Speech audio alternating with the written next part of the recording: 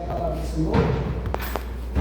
Mas antes, porém, eu quero agradecer as mensagens de carinho que foram ditas para mim lá no grupo, que deixei emocionado, né? Os irmãos também é de um capricho tremendo, cada um mais filósofo que o outro, cada um mais poeta, né? Muito obrigado pelas palavras. Cadê Sérgio? Sérgio não está aqui não, né? Sérgio colocou uns negócios lá que não tinha um negócio. No final, quando eu terminei de ler, poxa, super inspirado, né? Louvado seja o Senhor por isso. Deus abençoe vocês. Eu também sou muito feliz, pessoal, de verdade, por poder estar aqui com vocês nesse tempo. Eu não me arrependo do dia que falei com o pastor, que eu pedi ao pastor para a gente vir para cá. E também não nos arrependemos quando nós insistimos por uns 2 meses para vir para cá. Não, Deus, eu quero que você fique aqui, quero que o Senhor fique aqui com a gente e tal. Mas eu queria ficar lá, pastor, porque pelo menos um dó revi, faz sol assim, a gente consegue fazer. E de repente parece que era realmente da vontade do Senhor e a gente está aqui e eu louvo a Deus por isso. Amém? Amém. Vocês estão no coração da gente e a gente não vai esquecer desse pessoalmente, né?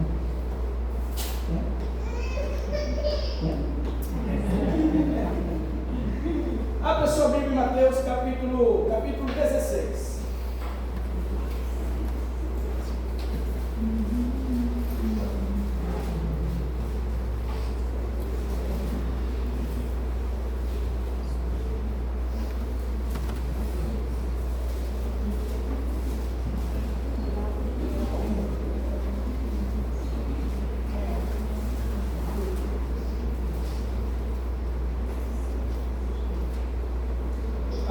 Versículo 18, pode ser? Aqui não, só o versículo 18. Já está bom. Eu tinha pedido 18. Depois. Também eu te digo que tu és. Estão comigo aí? Também eu te digo que tu és Pedro. E sobre esta pedra edificarei a minha igreja, e as portas do mundo também não prevalecerão contra ela.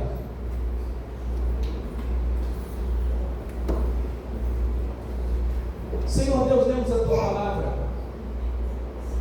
e oramos para que o Senhor esteja colocando em nosso coração o necessário para esta noite, para compreendermos a tua vontade.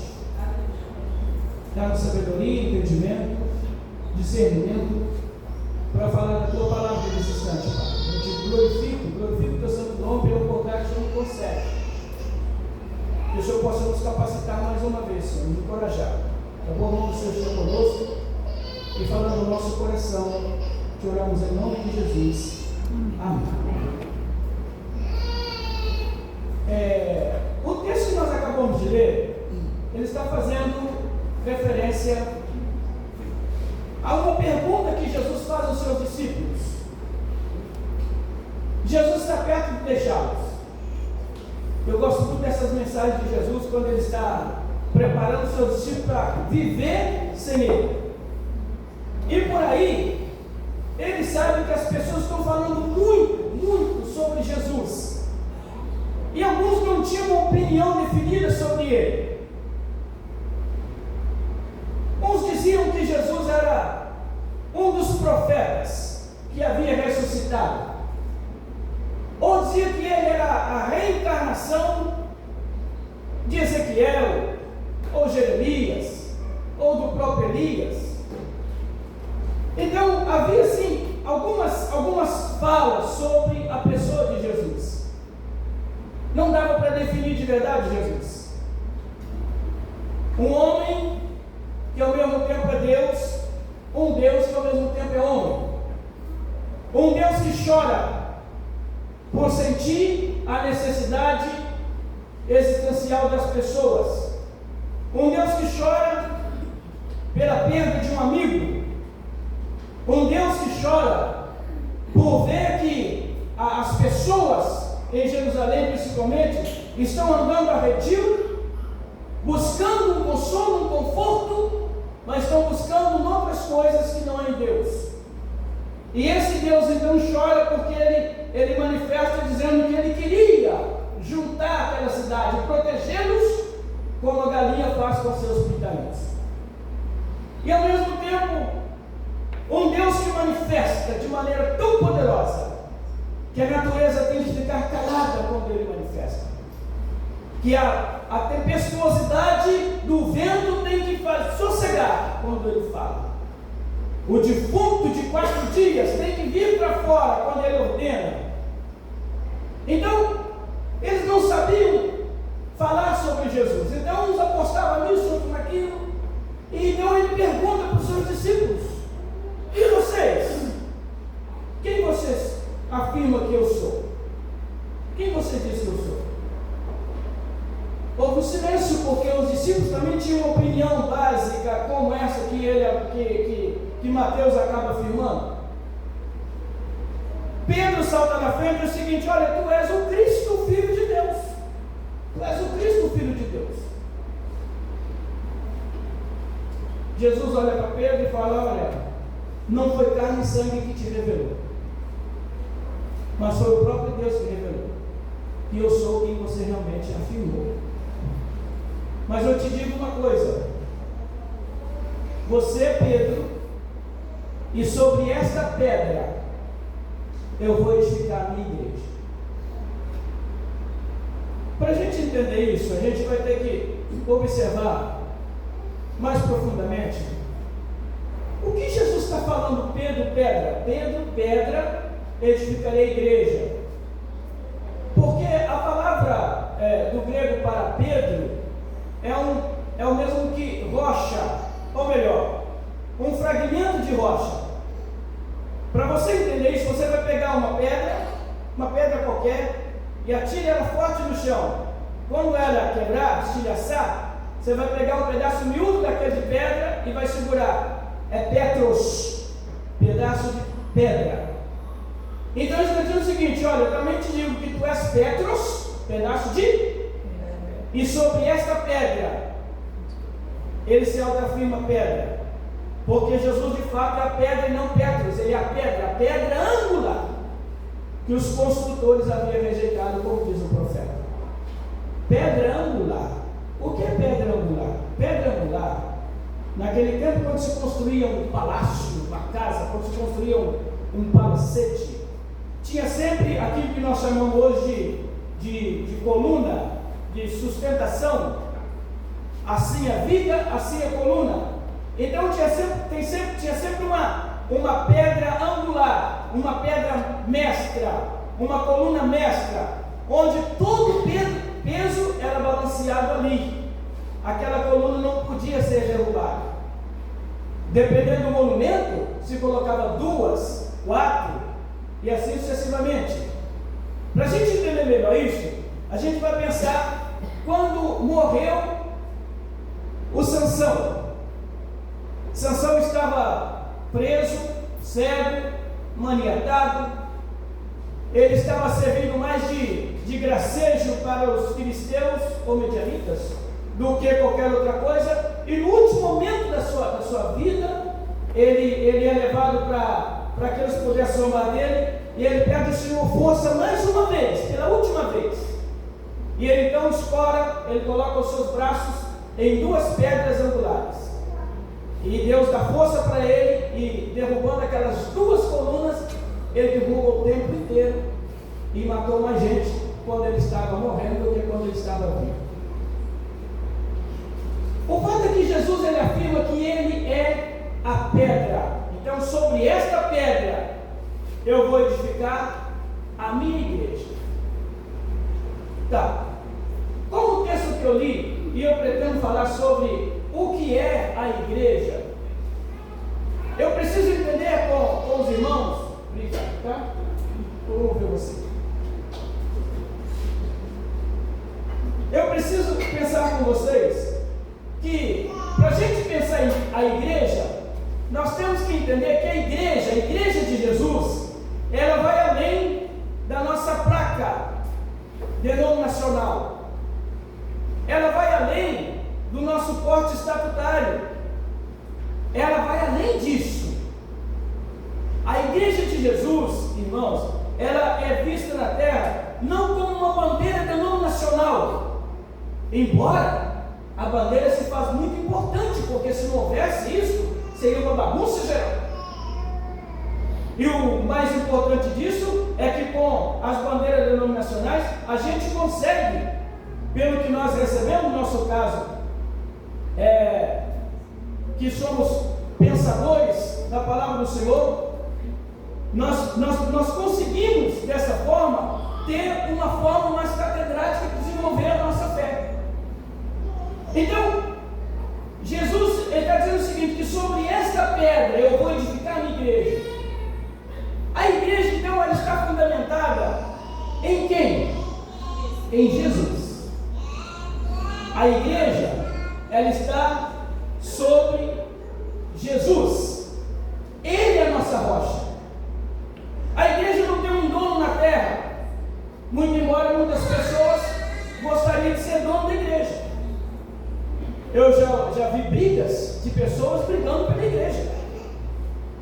Mas não é porque a igreja é um espaço onde as pessoas se encontram manifestando a sua fé. A briga não era por causa disso, mas a briga era por causa de situação financeira. Porque a igreja está dando lucro, então havia briga para que alguém pudesse ficar com uma parte dela. Já ouvi briga de igreja porque algumas pessoas pensavam que a igreja agora está dando status, a igreja agora está grande, então briga para que pudesse ser o dono dessa parte da igreja. A igreja não tem dono. O dono da igreja se chama Jesus. E qualquer um que tentar tomar isso vai ter problema com o dono dela, que é Jesus. Então, pensando assim, a gente pergunta: o que é a igreja? Nós podemos começar pensando assim: a igreja é uma agência de salvação. Porque olha para nós aqui. Muitos de nós aqui encontramos Jesus, ouvimos falar de Jesus, quando nós aceitamos um convite para ver o culto. Sim ou não? Lá estavam reunidos os irmãos, cantando louvores, adorando o Senhor, e estava lá uma pessoa pregando, e nós ouvimos a pregação, e o nosso coração, e a gente está aqui hoje porque nós ouvimos a palavra do Senhor. Então a igreja pode ser comparada com uma agência de salvação, onde você vai e encontra uma viagem para lá, para o céu, uma passagem para a sua viagem para o céu. Então esse lugar, onde nós chamamos de igreja, ele deve ser um dos melhores lugares para a nossa vida, porque aqui na comunhão dos santos que nós encontramos a presença do Senhor, que enche o nosso coração e traz um bem para a nossa alma, a ponto de nos fazer querer voltar aqui todos os domingos, terça-feira, quarta-feira, escola dominical. Mas o que é a igreja? Antes da gente pensar o que é a igreja, nós temos que pensar primeiro o que a igreja não é. E muitas vezes se confunde isso com a igreja. O que a igreja não é? Primeiro, a igreja não é um clube. Eu falei que a igreja não é um clube. Muito embora algumas pessoas se façam pensar que a igreja é um clube social, onde se vai lá para fazer um desfile de roupa. Comprei um vestido novo, comprei uma beca nova, comprei sei lá, não sei falar muita coisa de roupa não, mas comprei um negócio bonito aí, eu vou lá na igreja. Bacana isso, beleza. Mas sem intenção vou fazer o tal do desfile. Estou falando de uma coisa que não tem nada a ver com a gente, viu, pessoal? Isso não acontece aqui não, tenho certeza que não. Isso acontece lá na igreja, lá do outro lado. Mas se a intenção for somente para ir e mostrar a beleza da roupa, você perdeu a sua vida. Porque o Papai do Céu não está interessado por isso. E eu estou falando, irmãos, porque hoje há muitos lugares que é chamado de igreja, mas o que mais se propõe é o glamour que se oferece dentro dela.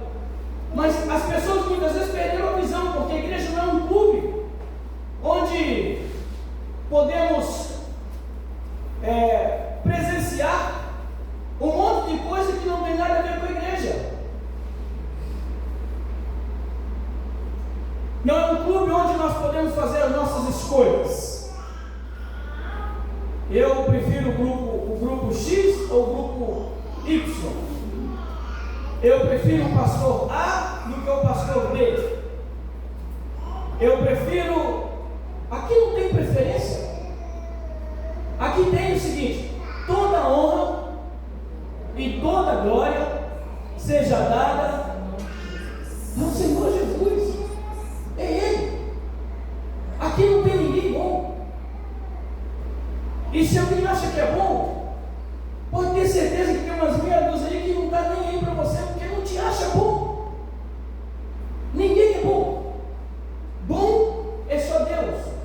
Então a igreja não é um clube onde nós temos as nossas preferências e podemos escolher o que nós queremos, como se nós tivéssemos direito de pensar que essa é a minha vontade. Eu não gosto do louvor tal, eu não gosto do hino tal, eu não gosto. Como assim?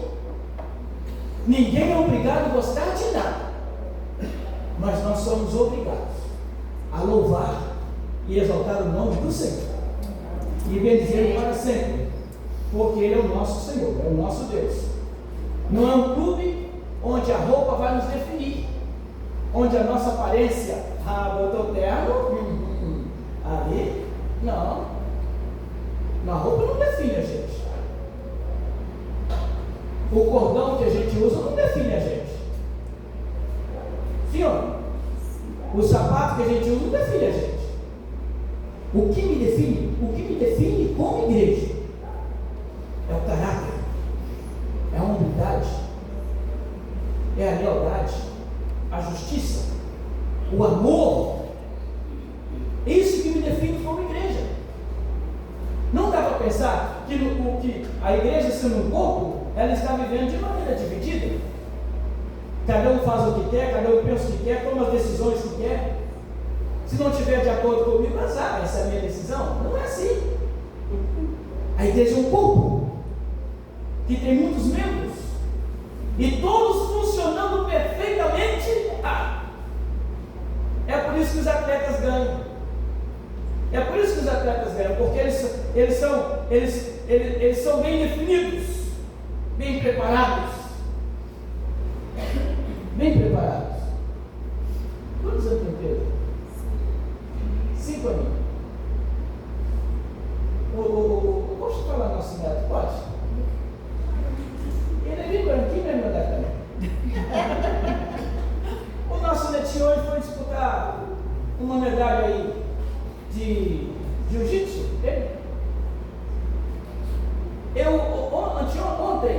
Ontem, nós estávamos juntos, eu falei assim: Pedro, 5 anos, Pedro, você está preparado para a luta amanhã? Sempre preparado. Ele falou: sempre preparado. Eu falei: quem está sempre preparado está pronto para ganhar. Ele chegou em casa hoje e me deu um abraço, porque ele ganhou a medalha.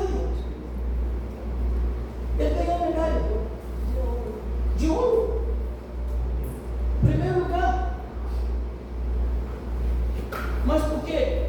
Eu penso, irmãos, que a igreja tem que estar preparada para a gente estar ganhando, e a gente não prepara o nosso, essa comunhão, sabe, irmãos? Esse amor entranhável, como diz o apóstolo Paulo, entranháveis de afeto, de comunhão. Porque se a igreja, entendendo como membros, estiver totalmente funcionando, sinceramente, a vitória será sempre. E nós trabalhamos porque nós queremos vitórias no nome do Senhor Jesus. Então a igreja, ela não é um clube social. Se não é isso, não é também um partido político. Pelo amor de Deus. A igreja também não é um partido político, onde cada um defende a sua ideia. E agora não é mais ideia, agora cada um defende a sua ideologia. O meu pensamento é esse. Eu penso assim. Aqui nós somos reformados. Então não temos espaço para nenhum tipo de outra discussão. A gente vai seguir nessa linha até a Papai do Céu. Então, não é também o que nós podíamos pensar como partido político, onde se joga com quem anda comigo. Na igreja não dá para escolher, pessoal. A gente não trabalha com preferência, a igreja não trabalha com preferência. Ah, não, eu prefiro o Elcimar, porque toda vez que eu falo para o Elcimar, ele fala assim para mim. Não, eu prefiro o Neemias, porque o Neemias ele nunca fala não para mim. Não tem preferência, a gente anda com todo mundo. Eu ando com aqueles que falam assim, eu ando com aqueles que falam não também, porque não também é bom. O não também é bom. O não, às vezes, pode definir o meu comportamento. O não pode estar dizendo para mim que o meu sim está errado. Então esse companheiro, esse irmão, esse membro do não, ele é importante para mim. E a gente precisa apenas adequar nossas ideias, cuidar melhor das nossas emoções, equilibrar elas, para a gente entender que no corpo todos são bons. Todo mundo funciona. Então a igreja não é um partido onde nós jogamos com quem anda comigo. Ah, fala minha língua? Está comigo. Ah, não fala não? Ah, eu deixo fulano de lado, porque toda vez que chega perto dele, não. A igreja não é assim. A igreja é um corpo integrado. Mente, coração, movimento. A igreja é isso. A igreja não é um elemento engessado. A igreja é um elemento em funcionamento, em movimento. Mas esse movimento tem que ser um movimento tão adequado que não despeja ninguém, que não joga ninguém fora, que não lança ninguém fora. É um movimento em que as pessoas participam dele, gostam dele e querem ficar dele. Isso é igreja. Bom, por último, eu lamento dizer que a igreja também não é a nossa casa. Eu não gosto muito dessa expressão do seguinte: a igreja é uma família. Que família? Que família? A família de Deus. Bom, beleza, a igreja é a família de Deus. E tem muitos membros. Então o comportamento dessa família de Deus deveria ser o mais santo possível, sim ou não? Porque se nós pensarmos que a igreja é como uma família, eu vou trazer a minha cultura familiar para cá. Vou ter que permitir que Marta traga o dela para cá. Eu vou ter que permitir que o Luizinho traga para cá. E assim sucessivamente, cada um vai trazer um pouco da sua cultura familiar para cá e vamos colocar. E sabe o que vai virar? Uma bagunça só. Porque você quer saber como é que vive? Eu ia falar, de não vou falar eu. Você quer saber como é que vive o pastor Nilson e Terezinha? Vai lá para casa. Quantos dias você acha que dá mais ou menos? Para conhecer a gente, assim, saber como é que nós é de casa? 2 dias já dá. Tá bom, não incomoda muito, né? Vai lá para casa e passa 2 dias com a gente. Vê a gente levantando de manhã. Graças a Deus, né, pessoal? Vê a gente levantando de manhã. O que nós vamos comer? Pão? Ou batata? Ou banana? Aí, vamos comer pão? Você busca o pão? Não, você busca. Não, aí começa. Quem busca o pão? E por aí, cada um tem seus dilemas. Então a igreja não é nossa casa, irmãos. Aqui eu não mando. Na casa da gente a gente manda, sim ou não? Cada gente, olha que a gente dá uns gritos lá. Você está olhando para mim porque eu entendi, já entendi. Deus abençoe você, meu irmão. Na casa da gente, de vez em quando, você dá uns gritos para colocar em ordem a situação. A igreja não. Na igreja Jesus falou o seguinte: aquele que quiser ser o maior tem que ser o maior ainda. Ou menor. Aquele que quiser ser o primeiro tem que ser. Sirva a todos. Sirva a todos. Sirva. Você quer ser melhor? Então começa servindo. Aqui, ó. Obrigado, Micael. Começa trazendo água. Pergunta ao seu irmão do que ele precisa. Quando vê seu irmão triste, não julga ele não. Chega para ele, começa a conversar, bater um papo. Não, está tudo bem com você? Posso precisar de alguma coisa? Tá, estou aqui. Se ele tem meu número, não, estou aqui, ó. E passa mais uns 4 também, de repente ele está sem jeito de ligar para você, liga para outro. A igreja não é. A igreja não é.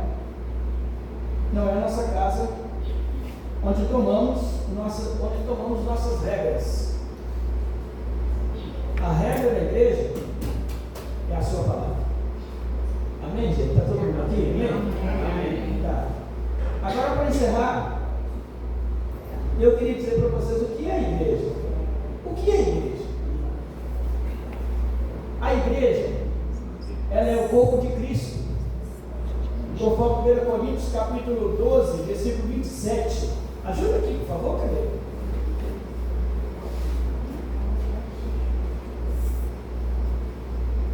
A igreja é o corpo de Cristo.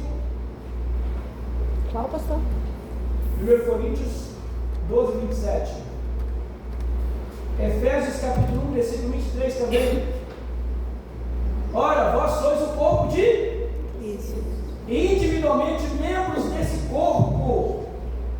Somos membros do corpo. Nós somos o corpo. Individualmente nós somos... Então assim, às vezes a gente encontra irmãos que não está indo no culto, não está indo na igreja.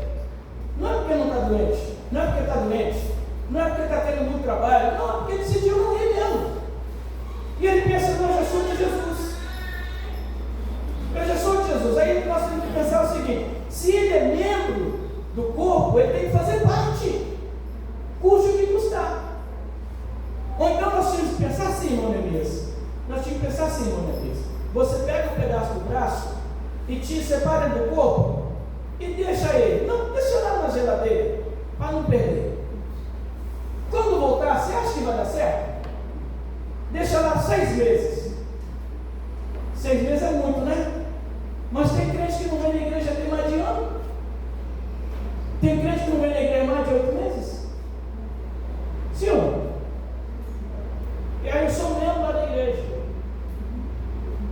Eu encontrei uma pessoa que foi aqui da igreja uma vez. Não, eu sou lá da igreja. Mas quanto tempo você não vai? Ele tem quase 2 anos que falando contigo. Ah, não, que eu estou meio afastado.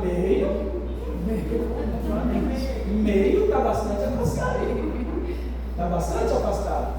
Então, a igreja é o corpo. Efésios 1, 27, por favor. 23. 23? É. A qual é o seu corpo? A igreja, qual é o seu corpo? A plenitude daquele que tudo enche em todas as coisas. Olha o que São Paulo está falando. Nós somos, a igreja é a plenitude. Irmãos, porta-voz de Deus no mundo é a igreja. A igreja tem a maior mensagem para o mundo. A maior e melhor mensagem está com a igreja. A igreja, ela é suficientemente capaz, agente de salvação para as pessoas. E nós precisamos acreditar nisso. Então, quando você olhar para você, seja no espelho, seja numa foto, seja num vídeo qualquer, você olha para você e dá glória a Deus pela sua vida, porque você é a igreja. Você tem comunhão com Ele. E você quer saber de uma coisa? Jesus, quando está falando para Pedro lá, falou para Pedro que ia dar para ele a chave do céu. E eu vou dar para você a chave do reino do céu, tá, Pedro?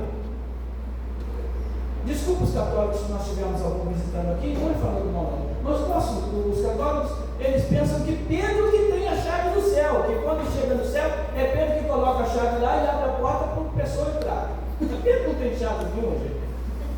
Pedro não tem, o céu não tem chave, lá a porta é Jesus. Amém? Mas o que Jesus está falando para Pedro? Dá-te a chave do reino dos céus. Vocês lembram da pregação de Pedro em Atos capítulo 2? Ali a igreja era inaugurada. Pedro abre a porta da igreja, pregando. E na primeira pregação dele, quantas pessoas converteram? Quase 3. Na segunda vez que ele faz o sermão, agora o mundo já vai para 5. Então você observa que ali o Senhor está fazendo cumprir que a chave que deu para Pedro é a pregação do Evangelho. Pedro está com a gente hoje? Alguém viu Pedro por aí? Mas a chave continua com a gente. A chave continua com a gente. Olha para cá, meu irmão. Por favor, em nome de Jesus, insista na pregação. Fale do amor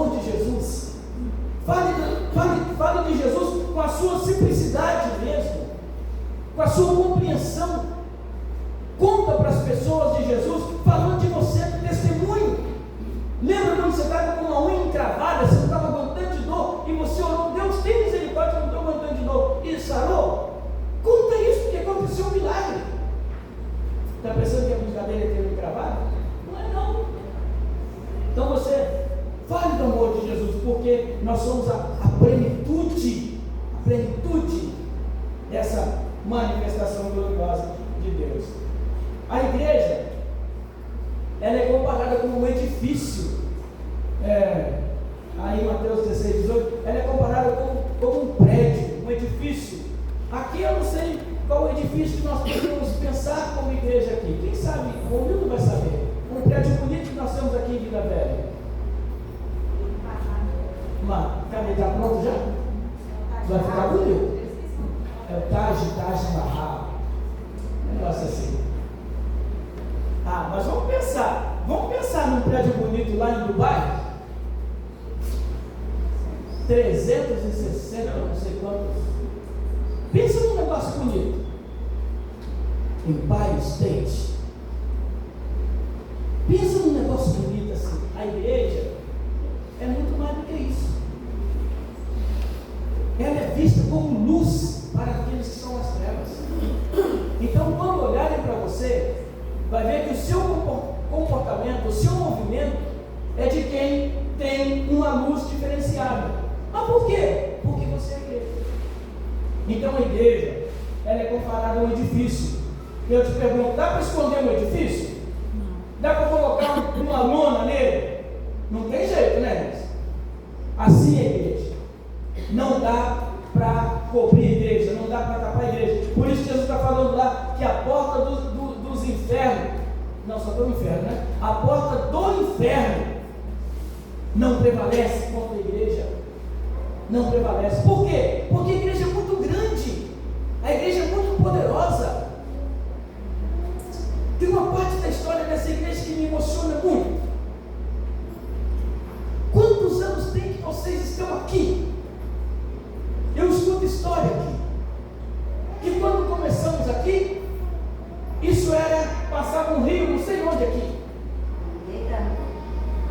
passava um rio, e aqui tinha muita lama, às vezes tinha uma lona para começar o culto, um negócio assim, entende?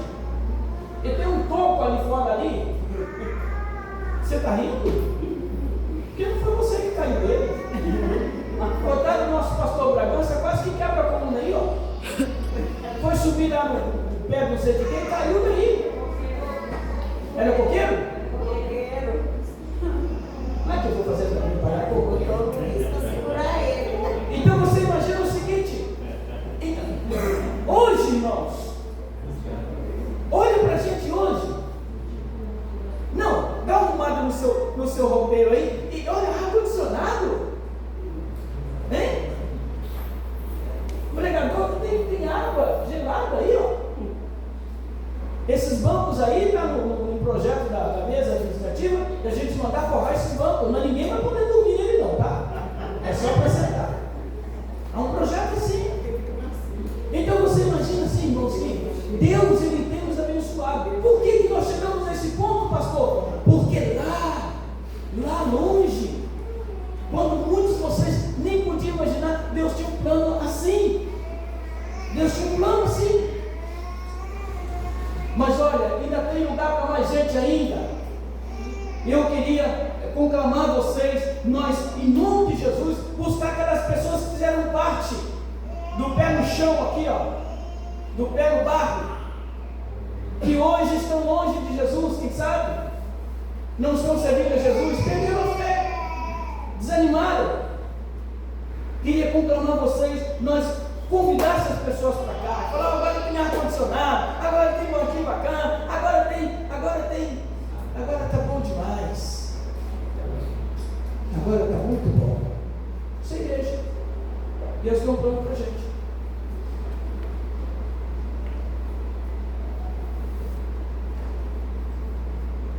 A igreja ela foi instituída pelo Senhor Jesus.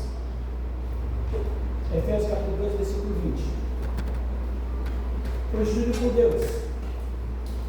edificado sobre o fundamento dos apóstolos e profetas, sendo ele mesmo, Cristo Jesus, a pedra angular. Isso é igreja.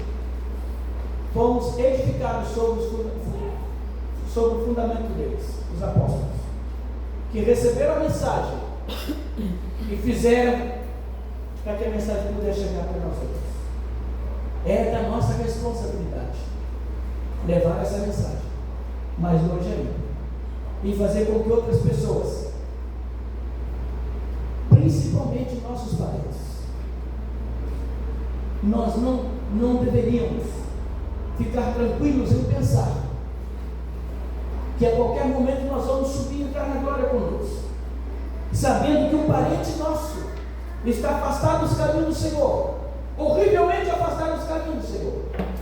Nós precisamos continuar na batalha de oração, com carinho, dedicação, falando do amor de Deus para essas pessoas, pregando para elas de repente, da mesma maneira como foi feito no início, com carinho, com amor, com paciência, e fazer de tudo, talvez, quem sabe, até um almoço, e trazer essas pessoas para perto, para conquistá-las, para voltar para servir o Senhor.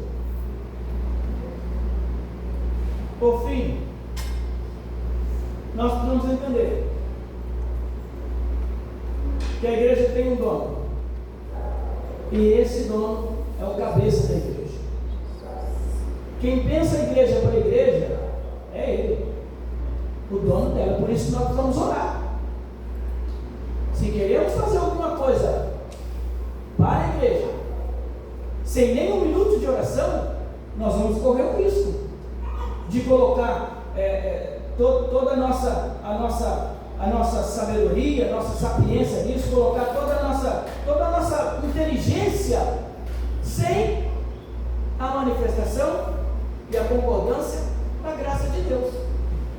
Porque se a igreja é dele, quem tem que dar palpite é ele. Eu louvo a Deus pelo número de irmãos que está reunido aqui na terça-feira. Deixa o número considerado, não precisa vir mais ninguém. Ou precisa?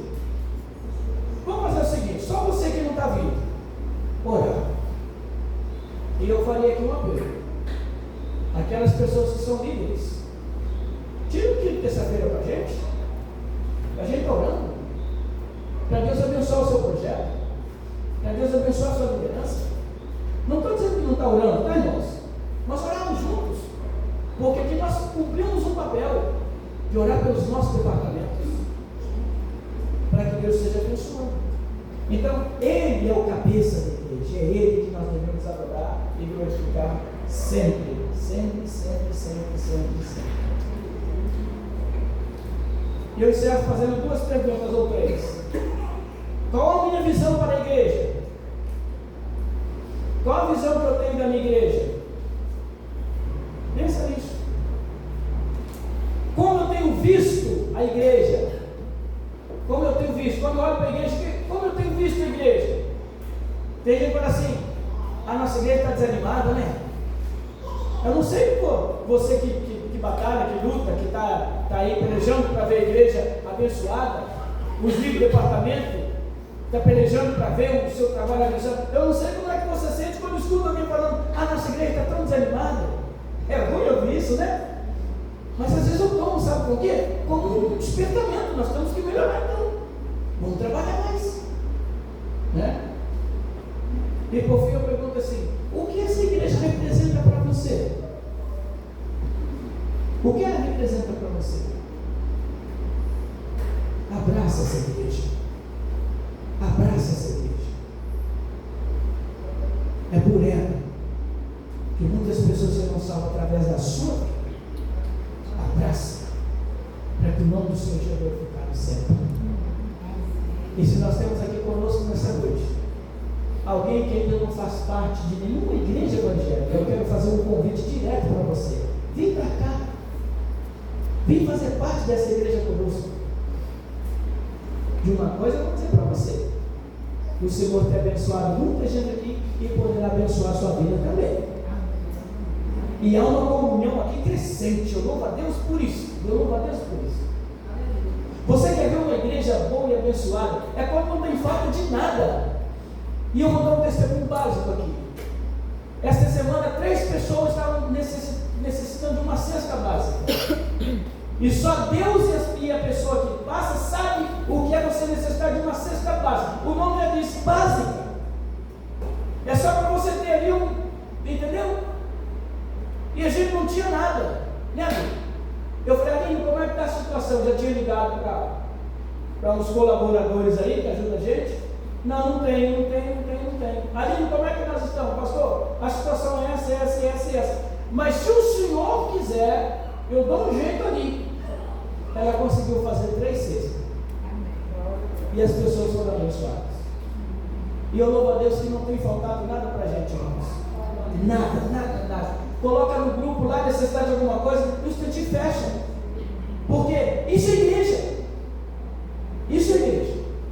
Que Deus abençoe a sua vida, que o nome do Senhor seja glorificado, que você seja cada dia pleno diante do Senhor. Vamos orar, fique em pé, Senhor. Vamos orar no nome do Senhor.